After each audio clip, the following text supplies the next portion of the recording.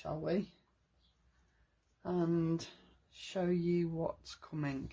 So let's just run through what I'm going to be using. I'm using the nested stitch slims for 2 parts of the card that I'm going to show you. I'm also using the nested scalloped and stitched rectangles. I'm also using the Hello Love die set because it just fitted with what I wanted, where I wanted. It was the perfect size, so I'm using that. I'm also using some of the sentiments out of the How Many Candles set, again because they're just the perfect size to fit exactly where I want them to fit. And I'm using the SLIMLINE Festive stencils. I'm using this one, and I'm using this one because for me it doesn't sort of scream festive. Do you know what I mean? It's sort of a more universal. This one, although it's holly, this is more Christmassy, so I'm using this one, but this really is for sort of decoration, I suppose, really. So the stencils and the embossing folder and everything that I'm using today are this. It's beautiful. This is Tropical Flowers. It is gorgeous. It's such a beautiful set. It's just, I love it. It's absolutely fabulous. So obviously, because it's Lisa's, you get the layering stencils. There's 8 in here. And then you get the embossing folder, which is fabulous. And you get the die to match because it's Lisa's, and that's what they all come like because they're just superb. And I've also, the girls will be able to show you some of the samples that they've done after I've finished live, so you'll be able to see a few more examples of what you can do with it, and oh my word, they will blow you away. I mean, I've said it before, Lisa's design team are the best in the business, and when you see the samples for this set, they'll just blow you away.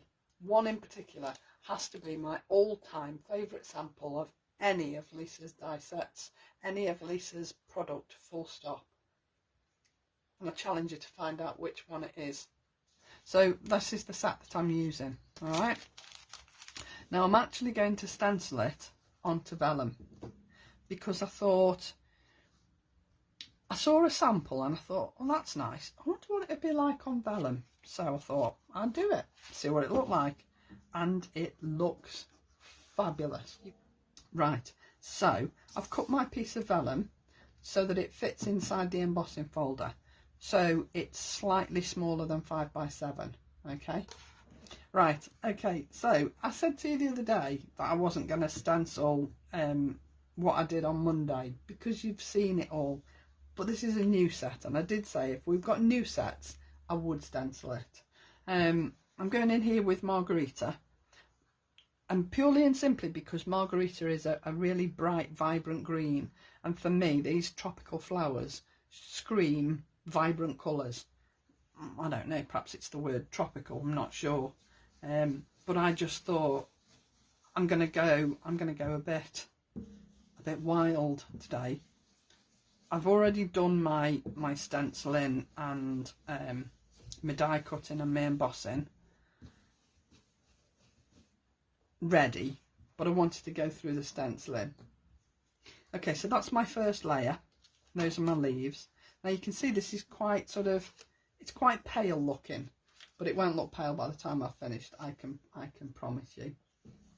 Right, so I'm doing my base in Painted Eggshell because I just think this is a really nice soft blue. It does look a little bit more surfs up, and perhaps I should have cleaned my brush off a little bit before I put this down, but it won't matter because it's going to look so vibrant.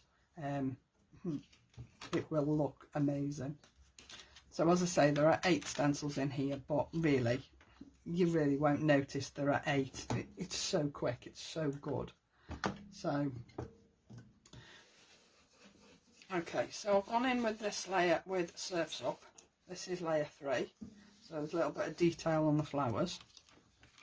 Look how fab does that look. I just think this is great.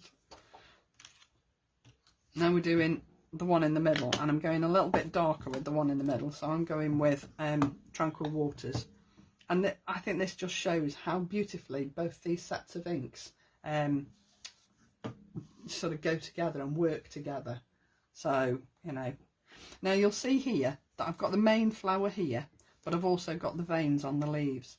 Now I'm going to do the veins on the leaves in the same colour, because I just think it looks really nice. By the time you've finished, I think it looks really nice. So that's why I'm carrying on, and I'm doing the whole of this stencil in Tranquil Waters.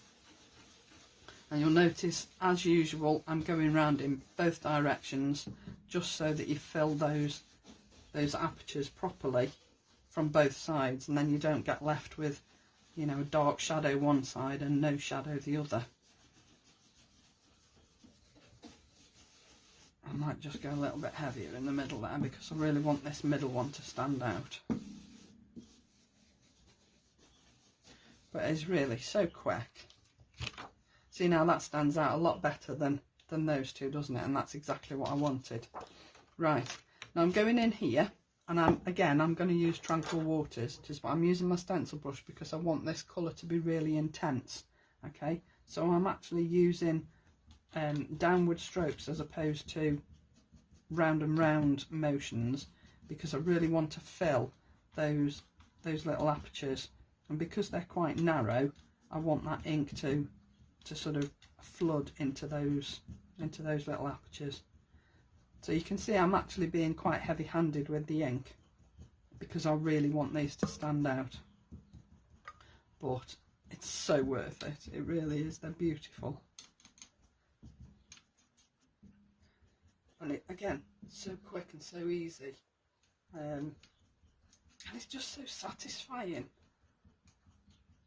I love stenciling, I think it's amazing. Right, now I'm coming in here to do these tiny little flowers. Right, so I'm going to go my base with this painted eggshell,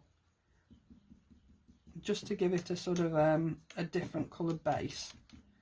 But I'm going to go in with Surf's Up on the main flowers. Now you can see here, there's some little lines here that are going to fill in the stems of the stamens. So in here, I'm going in with Coral Beach, because I don't want it to be really, really bright. Otherwise I'd have used Early Sunrise. I want it to be there, but not really, really stand out. So I'm going in with this Coral Beach, which I think is absolutely gorgeous. And it's a beautiful pale apricot-y colour, which gives you the effect that you want without sort of leaping off the page at you. And Early Sunrise, I think, would have been too dark, even though my colours are sort of really intense and really bright blues. I think the Early Sunrise would have just been just that little bit too much. So you see what I mean? I just think that looks perfect. So then I'm going to do the detail on my flowers, and then these beautiful little seed heads. And again, those are going to be Coral Beach, so I don't know why I put the lid on. So I just fill these in with my Coral Beach. And the stencil brushes are really perfect for these stencils, because they get into all those beautiful little apertures so beautifully. And if you go round, as I said, in circles both ways, you won't get that sort of 12 o'clock shadow on one side and not the other. Okay, so those are the centres of my flowers. And then I'm going to come in here and do this with Surf's Up. So I'm going to use the same blue brush, take a little bit of that painted eggshell off, because it is quite a sort of a dark colour, and then come in here with my Surf's Up. I love this colour, I think it's a beautiful blue. Okay, so then pop the lid back on there, keep that out of the way, take that off, and then finally we're just going to come in and add all those little seeds, and I'm going to use Woodland Moss for this. It's not going to really detract from the rest of the colours. Well, I don't think it does anyway. Right, so that's that. I'm going to lift that off there. How fabulous does that look? I just love this. It's such a beautiful set, and depending on what colour you do it in, it's just, it's gorgeous. I just think it's fabulous. Might have possibly benefited from doing the base leaves a bit deeper in that margarita, but I'm not worried about it. I'm quite happy with how it looks. I really like that. But I'm not going to emboss and stencil this, partly because it's still a little bit wet, because don't forget I've done this onto vellum. So if you're doing it onto vellum, your ink is going to stay a little bit wetter, okay? So I'm going to put that to one side. Right, let's put the card together. Let's move this out of the way. Don't need that anymore. Now I'm using, the base of my card is 5x7, okay? And the 5x7 I have scored down the front just to make it sort of a nice little concertina card, okay? Now then, my first piece that I did with the slimline rectangles is going on here. Now you can see I've already stamped my sentiment because I didn't want to be messing around with two different platforms. So I've already put my sentiment on, and like I said, this is from the How Many Candles set, because the sentiment is small enough just to fit on the front, and I actually wanted it all on the front. There is wording on the back, but I'll come to that in a second. And you can see that I've just inked around the edge, and all I've done is just use my little stencil brush and just brushed around the edge with Surf's Up so that it ties everything in together, okay? So let's put this down, and I'm doing all this flat primarily because it's a concertina card, and it's sort of already got a little bit of depth to it, so I didn't want to add any more by 3D and anything. So this is all going to be flat. So if I put this on my first panel like so, I think this is the third rectangle down in the set, with just the right size for what I wanted.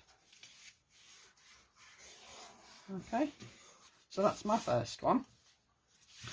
On the inside, I didn't want to leave this blank. It's not going to have any writing on it or anything, so I've just used my stencil, and I've used painted eggshell and Surf's Up, and again I've gone round the edge with my Surf's Up, so just to tie everything in.